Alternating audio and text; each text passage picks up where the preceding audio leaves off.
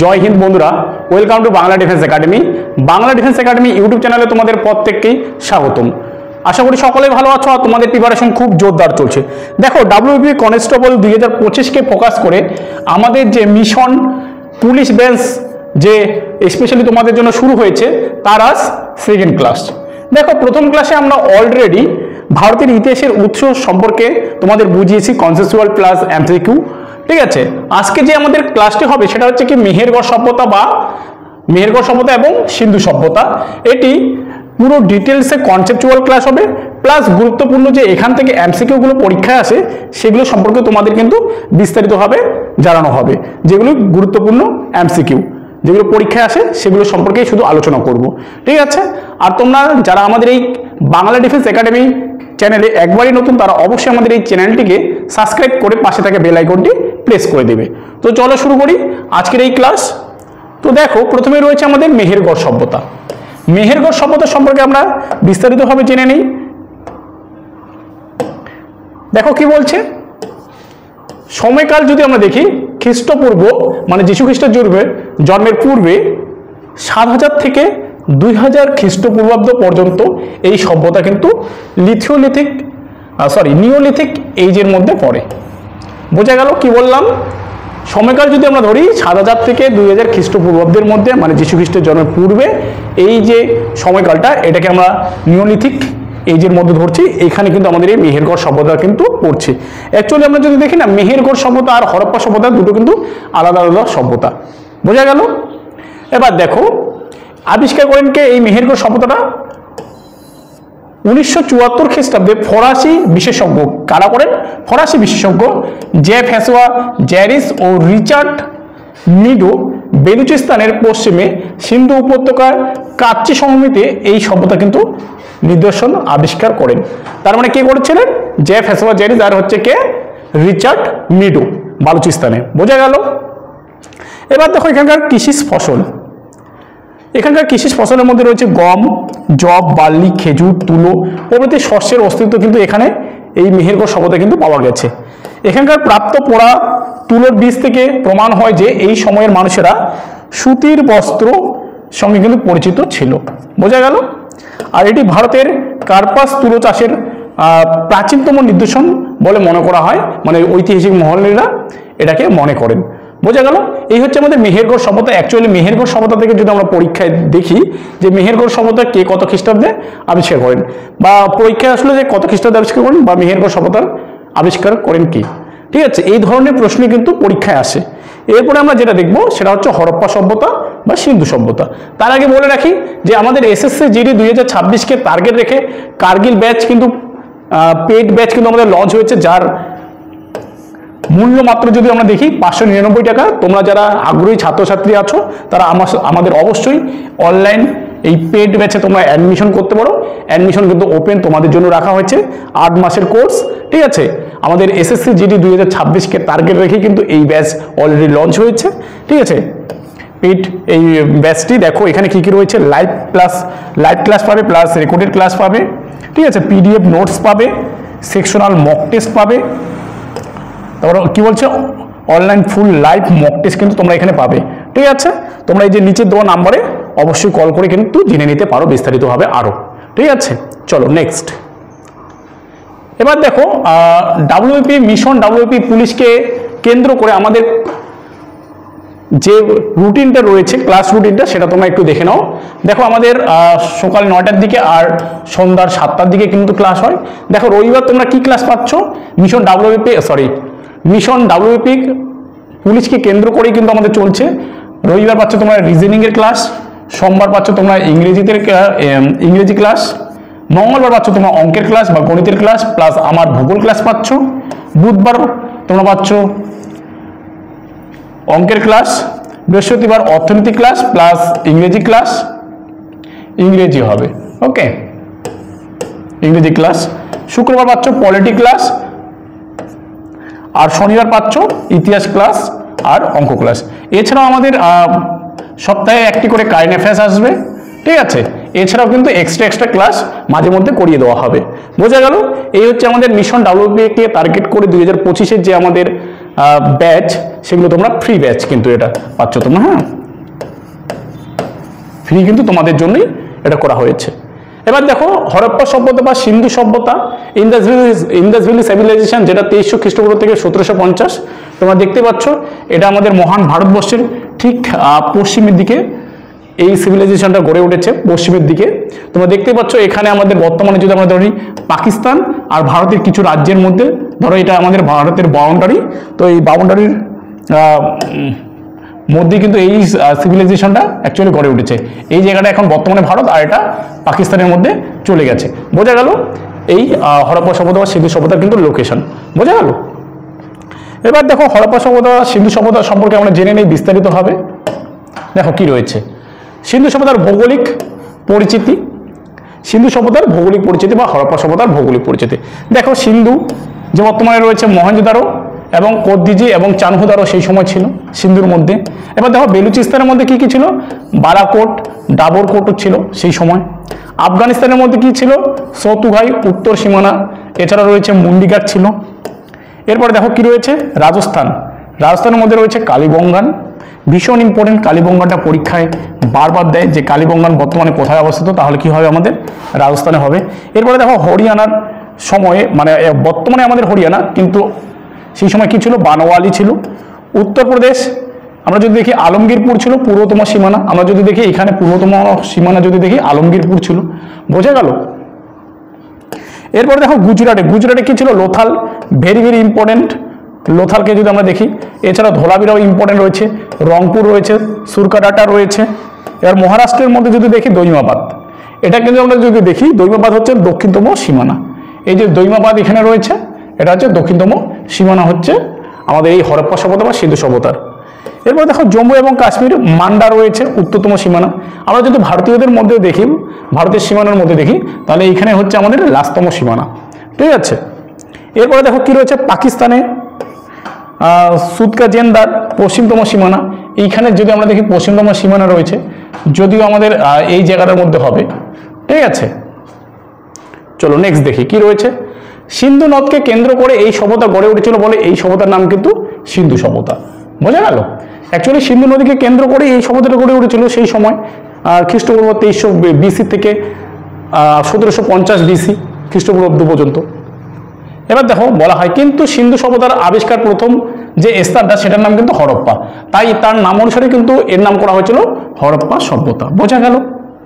Actually সিন্ধু নদীর তীরে গড়ে উঠেছে, তাই এই সভ্যতার নাম সিন্ধু সভ্যতা। আর সিন্ধু সভ্যতার প্রথম আবিষ্কৃত যদি স্থান ধরি তাহলে কিন্তু হরপ্পা, তাই এর নামও কিন্তু হরপ্পা সভ্যতা ধরা হয়। ওকে চলো নেক্সট। আলেকজান্ডার কানিংহাম 1853 থেকে 1857 সালে তৎকালীন বিখ্যাত প্রত্নতাত্ত্বিক, তিনি আর্কিওলজিক্যাল সার্ভে অফ ইন্ডিয়া এর প্রথম অধিকর্তা কিন্তু ছিলেন। এরপরে দেখো তিনি প্রথম হরপ্পা পরিদর্শন করে বেশ কয়েকটি প্রত্নবস্তু সংগ্রহ করেন, যার মধ্যে ছিল অন্যতম ছিল সিলমোহর। সেই সময় সিলমোহর কিন্তু পাওয়া গিয়েছিল, বিভিন্ন ধরনের লেখা ছিল সিলমোহরের মধ্যে, তাই তো এগুলো সিল কিন্তু পাওয়া গিয়েছিল। ওকে নেক্সট দেখো, এই সভ্যতা ছিল মিশরীয় এবং সুমেরীয় সভ্যতার সমসাময়িক, ভীষণ ইম্পর্টেন্ট। এই সভ্যতার কি কি সভ্যতা ছিল, মিশরীয় এবং সুমেরীয় সভ্যতার কিন্তু সমসাময়িক, কন্টেম্পোরারি, তাই তো। এই সভ্যতা ছিল নগরকেন্দ্রিক সভ্যতা। এই সভ্যতা কি ছিল, নগরকেন্দ্রিক সভ্যতা। বিশাল বিশাল অট্টালিকা সেই সময় ছিল, ড্রেনিং সিস্টেম ছিল, বলতে গেলে সব কিছু ছিল সেই সভ্যতায়। মানে আমরা যদি দেখি স্নানাগার থেকে শুরু করে সেখানে হিমঘর, মানে শস্য মজুদ রাখার ঘর থেকে শুরু করে সব কিছু কিন্তু ছিল। আর গুরুত্বপূর্ণ বৈশিষ্ট্য হলো এই সভ্যতার হচ্ছে উন্নত নগর পরিকল্পনা। মানে নগরটা যে তৈরি করবে সেটা হচ্ছে পরিকল্পিতভাবে সেই নগরটা কিন্তু তৈরি করা হয়েছিল। এরপরে যেটা আমরা দেখব যে বৈদিক সভ্যতা, এর নেক্সট ক্লাসে আমরা পড়বো যেটা, সেটা কিন্তু পুরোপুরি হবে গ্রামীণ সভ্যতা। তার আগে যে সভ্যতাগুলো ছিল, যেমন প্রাচীন প্রস্তর যুগ, মধ্যপ্রস্তর যুগ, নব্যপ্রস্তর যুগ, ঠিক আছে, এই সভ্যতা কিন্তু সবগুলো কিন্তু ছিল আদিমকালে। মানুষ কোথায় থাকতো, গুহায় থাকতো, জঙ্গলে থাকতো। কিন্তু হঠাৎ করে আমরা যদি দেখি যে এই মেহেরগড় সভ্যতা বা আমরা যদি দেখি হরপ্পা সভ্যতা, হঠাৎ করে দেখবো যে এই সভ্যতা একটা কি বলবো একটা উন্নত দিকের দিকে পৌঁছেছিল, যেখানে ছিল আমাদের উন্নত নগর পরিকল্পনা, বড় বড় অট্টালিকা, বিল্ডিং বাড়ি, পোড়া ইটের তৈরি বাড়ি, ঠিক আছে, এসব কিন্তু ছিল। দেখো এই সভ্যতার মানুষেরা লোহার ব্যবহার জানতো না, এরা কিন্তু লোহার ব্যবহার জানতো না, এটা পরীক্ষায় বারবার তোমাদের আসে। তারা সব থেকে বেশি ইউজ করতে হচ্ছে তামা, তাই এই যুগের এই সভ্যতাকে বলা হয় তাম্রপ্রস্তর যুগ। এটা কিন্তু পরীক্ষায় আসে তোমাদের, এটাও যে হরপ্পা সভ্যতা বা সিন্ধু সভ্যতা কোন যুগের সভ্যতা, তাহলে হয়ে যাবে আমাদের তাম্রপ্রস্তর যুগে বা ক্যালকোলিথিক এইজ বলে ইংলিশে, এটার কিন্তু অন্তর্ভুক্ত ছিল। তার মানে এই সভ্যতার মানুষেরা কোনো লোহার ব্যবহার জানতো না।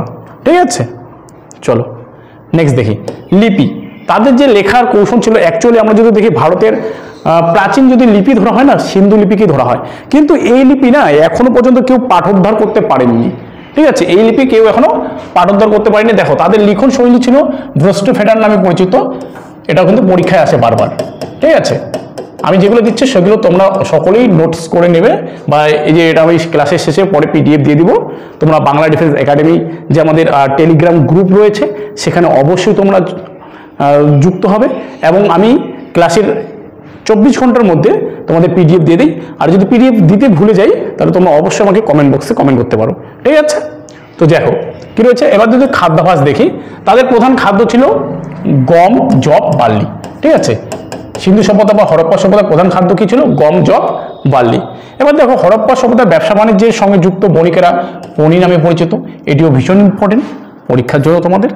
এছাড়া দেখো কি রয়েছে, হরপ্পা সভ্যতার সমাজ ছিল মাতৃতান্ত্রিক, মানে পরিবারের মায়েরাই ছিল হেড। আমাদের যেমন এখন বর্তমানে পরিবারে কারা হেড?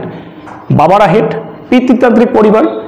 ঠিক আছে, কিন্তু সেই সময় যদি আমরা দেখি হরপ্পা সভ্যতা বা সিন্ধু সভ্যতা পুরোপুরিভাবে মাতৃতান্ত্রিক সভ্যতা। এছাড়া আমাদের ভারতবর্ষে ভারতের যে পূর্ব অঞ্চলগুলো রয়েছে, পূর্বাঞ্চল বলতে মণিপুর, মিজোরাম, নাগাল্যান্ড, ঠিক আছে, এই জায়গাগুলো এখনো কিন্তু মাতৃতান্ত্রিক সভ্যতা কিন্তু রয়েছে। ঠিক আছে, মাতৃতান্ত্রিক মানে পরিবারের মায়েরাই কিন্তু হেড। ঠিক আছে, এবার দেখো হরপ্পা সভ্যতা আবিষ্কার। কারা এই হরপ্পা সভ্যতার আবিষ্কার করলেন? দেখো কি রয়েছে, 1921 সালে দয়ারাম সাহানি কিন্তু এই হরপ্পা সভ্যতা আবিষ্কার করলেন। ওকে, এবার দেখো বর্তমানে পাকিস্তানের পাঞ্জাব প্রদেশের মন্টগোরামি জেলার রাভি বা ইরাবতী নদীর তীরে কিন্তু এই সভ্যতা গড়ে উঠেছে। রাভি বা ইরাবতী নদীর তীরে কিন্তু এই সভ্যতা গড়ে উঠেছে। আবার বলছে বর্তমানে পাকিস্তানের পাঞ্জাব প্রদেশের মন্টগোরামি জেলার রাভি বা ইরাবতী নদীর তীরে কিন্তু এই হরপ্পা সভ্যতা গড়ে উঠেছে। এবার দেখো এখানে নটরাজের মূর্তির নিদর্শন পাওয়া গেছে, এবং 6+6=12 আকৃতির কিন্তু শস্যাগারের নিদর্শন পাওয়া গেছে। কারণ মানে আমরা যদি দেখি হরপ্পা সভ্যতায় নটরাজের একটি মূর্তি পাওয়া গেছে, প্লাস এখানে কিন্তু শস্যাগার মানে বর্তমানে আমরা যদি বলি হিমঘরের স্থান কিন্তু পাওয়া গেছে, হিমঘরের নিদর্শন। ঠিক আছে, যেখানে খাদ্য মজুত করে রাখা হয় বা শস্য মজুত করে রাখা হয়। এরপরে দেখো কি রয়েছে, মহেঞ্জোদারো। দেখো মহেঞ্জোদারো কথাটির অর্থ হচ্ছে মৃতের স্তূপ। মহেঞ্জোদারো কথার অর্থ কি? মৃতের স্তূপ। দেখো কি রয়েছে, 1922 সালে রাখাল দাস বন্দ্যোপাধ্যায় 1922 সালে রাখাল দাস বন্দ্যোপাধ্যায় স্যার জন মার্শালের নেতৃত্বে এই সভ্যতা কিন্তু বা এই প্রত্নক্ষেত্রটি কিন্তু তিনি আবিষ্কার করেন। ওকে, দেখো বর্তমানে এটি সিন্ধু প্রদেশের লারকানা জেলার সিন্ধু নদীর তীরে কিন্তু অবস্থিত। আবার বলছি, বর্তমানে এটি সিন্ধু প্রদেশের লারকানা জেলার সিন্ধু নদীর তীরে অবস্থিত। পরীক্ষায় আসে তাই বারবার বলছি। এখানে নিত্যরত মহিলার কি বললাম, এখানে নিত্যরত মহিলার ব্রোঞ্জ মূর্তি কিন্তু পাওয়া গেছে। এর আগেরটা আমরা হরপ্পায় দেখলাম যে নটরাজের মূর্তি পাওয়া গেছে, আর মহেঞ্জোদারোতে নিত্যরত মহিলার ব্রোঞ্জ মূর্তি পাওয়া গেছে। সেই সভ্যতায় হরপ্পা বা সিন্ধু সভ্যতায় যদি আমরা দেখি, পুরুষ এবং মহিলা সকলেই অলংকার পরিধান করতেন, নাকে কানে দুল এখন যে মেয়েগুলো পরে, সেই সময়ে আমরা দেখব যে ছেলে মেয়ে উভয়ই কিন্তু এই অলংকার কিন্তু পরিধান করতেন। এবং সেই সময় ড্যান্সিং থেকে শুরু করে মানে ড্যান্স থেকে শুরু করে দাবা খেলার থেকে শুরু করে সব কিছুই কিন্তু চলতো সেই সভ্যতায়। ঠিক আছে, এবার দেখো মহেঞ্জোদারোতে বৃহৎ স্নানাগার কিন্তু পাওয়া গেছে, গ্রেট বার্থ। এটা কিন্তু পরীক্ষা তোমাদের আসে, তো তোমাদের পরীক্ষার আগে দেখে যেতে হবে, ভালো করে এগুলো পড়ে যেতে হবে। এখানে বৃহৎ শস্যাগার বা লার্জেস্ট গ্যানারি কিন্তু পাওয়া গেছে, এটিও কিন্তু ইম্পর্টেন্ট। বোঝা গেল? এরপরে দেখো লোথাল। লোথালও কিন্তু ভীষণ ইম্পর্টেন্ট, কারণ দেখো 1954 সালে SR রাও কর্তৃক গুজরাটে এই প্রত্নক্ষেত্রটি আবিষ্কৃত হয়। দেখো এটি সবরমতী এবং ভোগাব নদীর মধ্যবর্তী স্থানে এটি আবিষ্কৃত হয়। এবার দেখো লোথাল হলো পৃথিবীর প্রথম সামুদ্রিক বন্দর, ভীষণ ইম্পর্টেন্ট। লোথাল হলো পৃথিবীর প্রথম সামুদ্রিক বন্দর। এছাড়া দেখো লোথালকে হরপ্পা সভ্যতার ম্যানচেস্টার বলা হয়, এটি গুজরাটে ছিল। এখনো যদি আমরা দেখি যে হরপ্পা সভ্যতার বা ভারতের যে এখন বর্তমানে ম্যানচেস্টার, তাই না, আহমেদাবাদ, এটিও কিন্তু বর্তমানে এই গুজরাটে কিন্তু অবস্থিত, তাই তো। তো লোথালও সেই সময় গুজরাটে অবস্থিত, বর্তমানে আমরা যদি দেখি আহমেদাবাদেও কিন্তু এই গুজরাটে অবস্থিত। ওকে, চলো নেক্সট। কালীবঙ্গান ভীষণ ইম্পর্টেন্ট। কালীবঙ্গান দেখো কে আবিষ্কার করলো? 1960 সালে বি.কে থাপার কর্তৃক রাজস্থানে এটি কিন্তু আবিষ্কৃত হয়। ভীষণ ইম্পর্টেন্ট। বললাম না কালীবঙ্গান বর্তমানে কোন রাজ্যে অবস্থিত? কালীবঙ্গান যদি আমরা দেখি প্রত্নক্ষেত্রটি বর্তমানে কোন রাজ্যে অবস্থিত, তাহলে কি হয়ে যাবে আমাদের? রাজস্থান রাজ্যে। এটা কিন্তু পরীক্ষায় দেয়। ওকে, দেখো কালীবঙ্গান শব্দটির অর্থ হচ্ছে কালো চুরি থেকে এসেছে।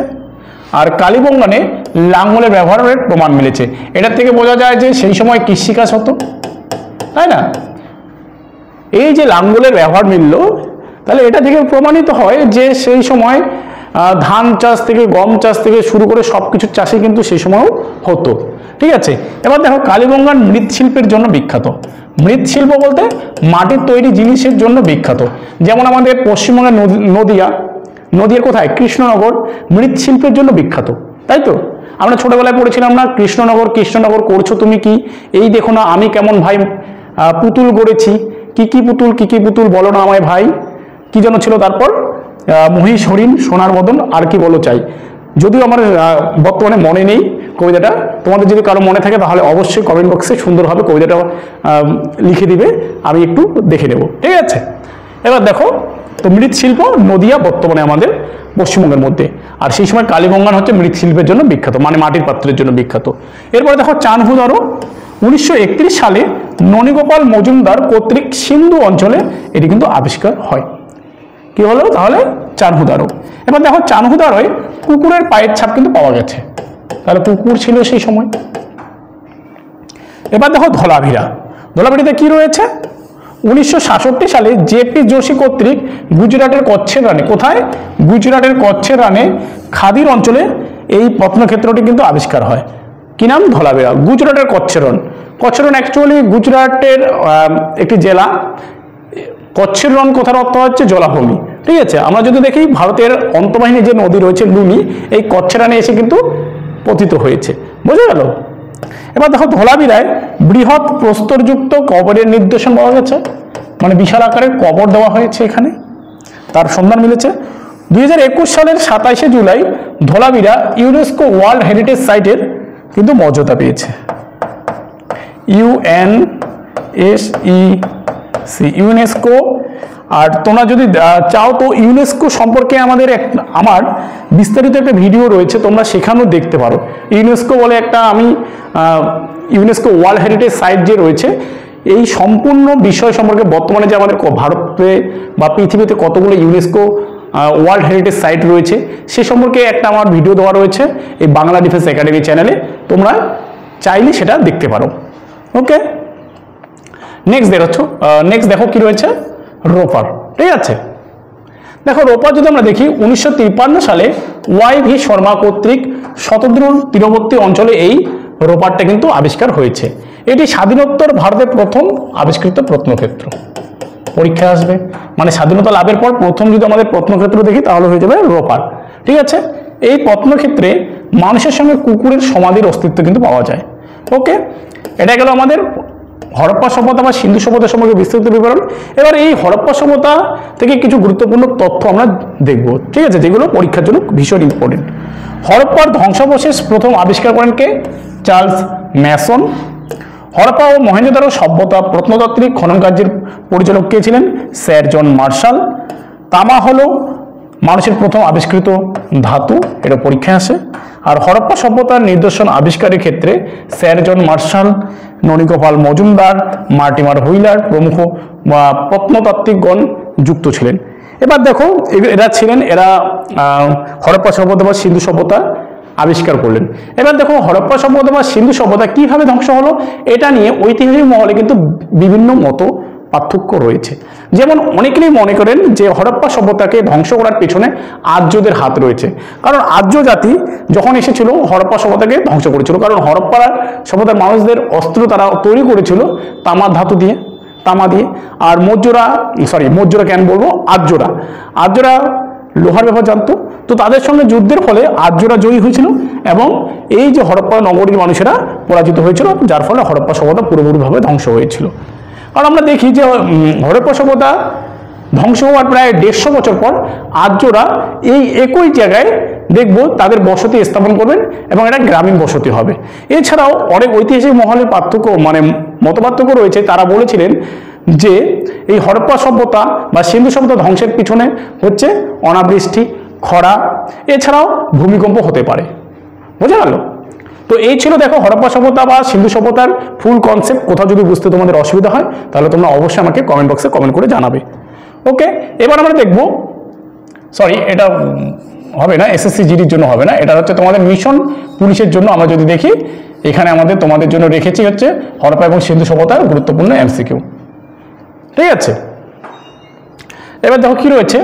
সিন্ধু সভ্যতার সবচেয়ে উল্লেখযোগ্য বৈশিষ্ট্য হলো, সিন্ধু সভ্যতার সবচেয়ে উল্লেখযোগ্য বৈশিষ্ট্য হলো, কিছুক্ষণ আগেও আমরা দেখলাম যে কি রয়েছে, প্রথম নিখুঁত খিলান, পোড়া ইটের দালান, শিল্প এবং স্থাপত্য, উপাসনার ভবন।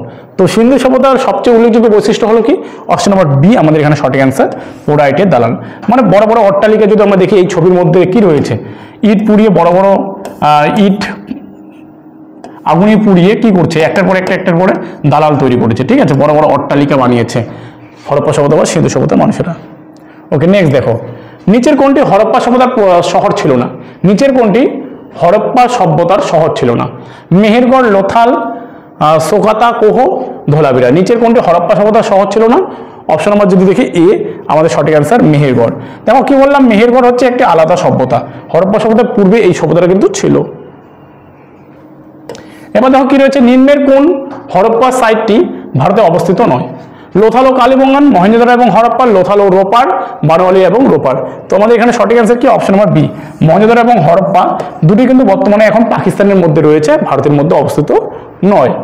এরপরে দেখো, নিম্নোক্ত ভারতের কোন রাজ্যে হরপ্পা স্থাপত্যের নিদর্শন পাওয়া যায়নি? কোথায় নিদর্শন পাওয়া যায়নি? এসএসসি সিজিএলে আসা 2022 সালের প্রশ্নপত্র কিন্তু এটি। ঠিক আছে, রাজস্থান, গুজরাট, হরিয়ানা, উত্তরাখণ্ড। তো আমাদের অপশন নাম্বার ডি হবে এখানে সঠিক অ্যান্সার। উত্তরাখণ্ডে কিন্তু ভারতীয় হরপ্পা সভ্যতার কোনো নিদর্শন পাওয়া যায়নি। মানে উত্তরপ্রদেশ পর্যন্ত আমরা দেখব যে লাস্ট সীমানা পর্যন্ত ছিল উত্তরপ্রদেশ। উত্তরপ্রদেশের হচ্ছে আলমগীরপুর কিন্তু বর্তমানে ছিল। ঠিক আছে, বর্তমানে যদি আমরা দেখি উত্তরপ্রদেশে আলমগীরপুর ছিল। এরপরে দেখো নেক্সট প্রশ্ন, সিন্ধু সভ্যতার শেষ আবিষ্কৃত প্রত্নক্ষেত্র কোনটি? এটাও এসএসসি সিএইচএসএলে আসা 2022 সালের প্রশ্নপত্র। লোথাল, চারহুদারো, রূপার, ধোলাবিরা। তো অপশন নাম্বার ডি কিন্তু আমাদের এখানে সঠিক অ্যান্সার। ধোলাবিরা হচ্ছে আমাদের লাস্ট ভারত স্বাধীন হওয়ার পরে এই ধোলাবিরা কিন্তু প্রত্নক্ষেত্রটি আবিষ্কার হয়। এটা আবার 2021 সালে আমরা দেখলাম যে ইউনেস্কো ওয়ার্ল্ড হেরিটেজ সাইটে কিন্তু মর্যাদা পেয়েছে এই ধোলাবিরা। আর লোথাল হচ্ছে ভারতের ম্যানচেস্টার বা প্রাচীন ভারতের ম্যানচেস্টার। হরপ্পার সিলটি বা মুদ্রা কোন জিনিস দিয়ে তৈরি? এসএসসি এমটিএস 2022 সালের প্রশ্নপত্র এটি। Tin, copper, bronze, terracotta. হরপ্পার সিলটি বা মুদ্রাটি কোন জিনিস দিয়ে তৈরি? অপশন নাম্বার ডি কিন্তু আমাদের এখানে সঠিক হবে, টেরাকোটা দিয়ে। টেরাকোটা। ঠিক আছে, ওকে, টেরাকোটা। ঠিক আছে, চলো নেক্সট প্রশ্ন। হরপ্পা সভ্যতা কোন যুগের সভ্যতা? কি বললাম, হরপ্পা সভ্যতা কোন যুগের সভ্যতা? নব্যপ্রস্তর যুগে, মধ্যপ্রস্তর যুগে, তাম্র ব্রোঞ্জ যুগের। উপরের সবকটি ঠিক বা সবগুলো ঠিক। তো অপশন নাম্বার সি আমাদের এখানে সঠিক অ্যান্সার হবে, তাম্র ব্রোঞ্জ যুগের বা ক্যালকোলিথিক এজের হচ্ছে হরপ্পা সভ্যতা বা সিন্ধু সভ্যতা কিন্তু সেই সময়কার। নেক্সট দেখো কি রয়েছে, সিন্ধু সভ্যতার কোন স্থানে ধান চাষের নিদর্শন পাওয়া গেছে? ধান চাষের, যেহেতু লাঙ্গল পাওয়া গেছে তাই ধান চাষেরও নিদর্শন পাওয়া গেছে। হরপ্পা, চারহুদারো, লোথাল, রোপার। তো অপশন নাম্বার সি কিন্তু আমাদের এখানে সঠিক অ্যান্সার, লোথালে। লোথাল কোথায়? বর্তমানে গুজরাটে। সেখানে ধান চাষের নিদর্শন পাওয়া গেছে বা লাঙ্গলের কিন্তু নিদর্শন পাওয়া গেছে। সিন্ধু সভ্যতার অজানা একটি ধাতু কি ছিল? সিন্ধু সভ্যতার সোনা, রূপ, তামা, লোহা। অপশন নাম্বার ডি, লোহা ছিল সিন্ধু সভ্যতার একটি অজানা ধাতু। তাহলে তামা তারাই সব থেকে বেশি ইউজ করতো। আর কি বললাম যে আর্যরা যখন ভারতে এসেছিল, বা আর্যরা অনেকেই বলে আর্যরা ছিল ভারতীয়, অনেকেই বলে আর্যরা ছিল বহিরাগত। তো এদের মধ্যে মতপার্থক্য রয়েছে। তো আর্যরা কিন্তু লোহার ব্যবহার জানতো, কিন্তু সিন্ধু বা হরপ্পা সভ্যতার মানুষেরা লোহার ব্যবহার জানতো না। ওকে, তো এই ছিল আজকে আমাদের মিশন ডাব্লিউপি পুলিশকে কেন্দ্র করে, কি বললাম, মিশন ডাব্লিউপি পুলিশকে কেন্দ্র করে আমাদের হরপ্পা সভ্যতা, সিন্ধু সভ্যতা প্লাস মেহেরগড় সভ্যতা থেকে ফুল কনসেপচুয়াল প্লাস গুরুত্বপূর্ণ এমসিকিউ নিয়ে আজকের এই ক্লাসটি কেমন লাগলো তোমরা অবশ্যই আমাকে কমেন্ট বক্সে কমেন্ট করে জানাবে। এবং ক্লাসটি ভালো লাগলে অবশ্যই তোমরা একটি লাইক করে বন্ধুদের মাঝে কিন্তু শেয়ার করবে।